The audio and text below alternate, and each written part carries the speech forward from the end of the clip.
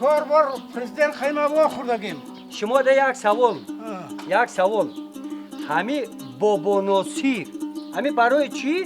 همین یک قشلاق به نام بابا ناصیر مرد. برای که سالهای درست رئیس حکومت کار میکرد. این سال 2010 با اقدام و فرمان پرزیدنت جمهوری تاجیکستان پیشوای معظم ملت امامعلی رحمان با 13 نفر خواجگی و خانه‌های حاضر زمان با تمام تجهیزاتش ساخته داده شدند.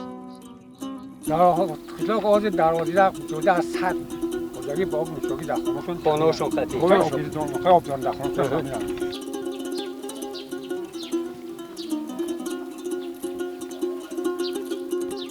این گلاس در دهه‌ای به نام بابا ناصیر محصول مهنتی انا این دهخون اکای سفرعلی میباشد. مثلا ما معلم علوچی مورد خط جمهوری تاجیکستان معلم متمتیک فیزیک و معلم کاتگوری وزیر در نفقه هستم.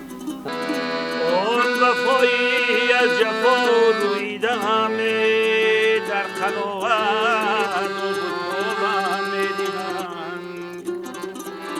در قناعت و بطوبم میدیدن.